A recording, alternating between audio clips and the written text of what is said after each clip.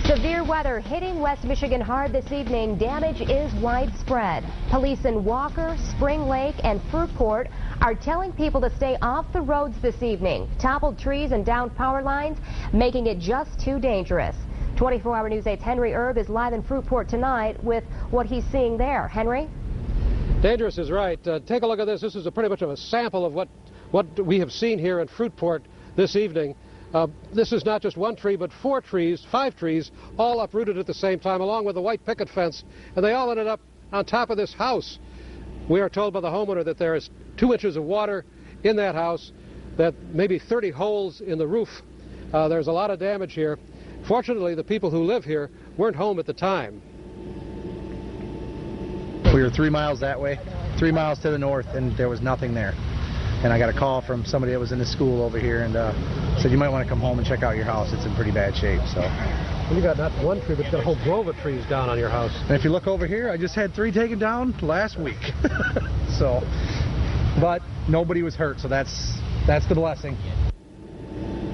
There are trees down all over Fruitport. The power is out here. It is extremely quiet at this hour. We understand the police are keeping an eye on things, not letting people into this town except for crews which are doing repair work, cutting trees, fixing power lines. We understand there was a gas main break a little while ago, and several more homes which have been damaged in Fruitport and Fruitport Township. This all started with a storm that came ashore around 6 o'clock tonight. We were out at Grand Haven when all of that hit.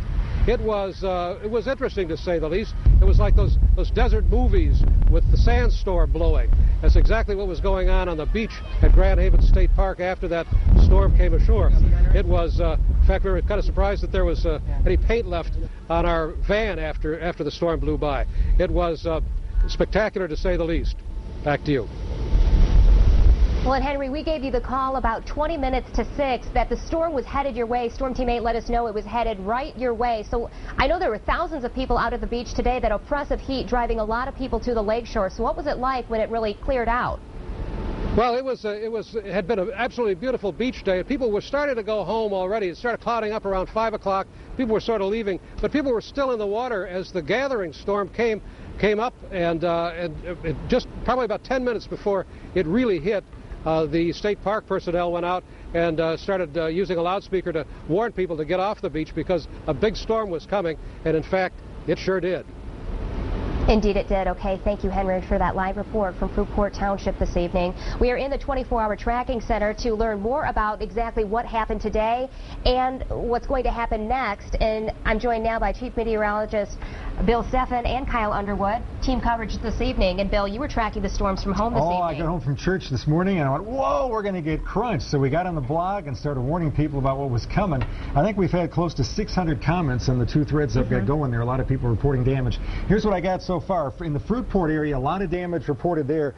We've got severe damage around the Bethel Baptist Church. There's a tree on the Fifth Third Bank. A lot of trees down around Pomona Park. Played there many times with my kids.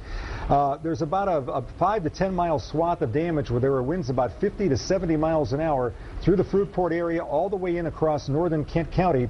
Sparta area around 15 mile and M37, 70 mile an hour winds there. Trees are toppled. There are several locations where trees are on houses. At one point they were responding to 8 separate fires in Sparta and Kent City combined. There's a tree on the railroad track there. Betty called 40 to 50 trees down on her way home from church this evening. We had gusts to 64 miles an hour recorded on the south side of Muskegon, 61 miles an hour on the beach at Muskegon, 60 miles an hour at Cedar Springs, 54 miles an hour Grand Haven, over 50 miles an hour Belmont and Northview and Comstock Park. Wayland picking up 1.5 inches of rain in just 45 minutes. So these were tremendous storms coming on through. Not everybody caught them, but if you're in that area, be very careful. If you're driving in the morning, some of these trees may not be cleaned up, so make sure you watch where you're driving. Boys, stay away from any power lines that are down or any low-hanging power lines. After the storm, we don't want any additional casualties, but the cleanup is on, and we'll have crews out assessing the damage to see if there were any tornadoes. Right now, to me, this just sounds like straight-line winds starting Muskegon, Grand Haven area going across northern Kent County. You said some of your bloggers compared this to the 98 derecho? That's right. The Sparta area, a couple of them there. One farmer said that this is the worst damage they've seen up there since the big derecho occurred in May 31, 1998. That was. Yeah. Well, we're both glad that so far there have been no reports of injuries or fatalities, because certainly with all this was lightning and strong winds, it could have easily yes, gone. and a lot of fires there too. Yeah. I want to show you what Live Doppler Network looks like right now. We've got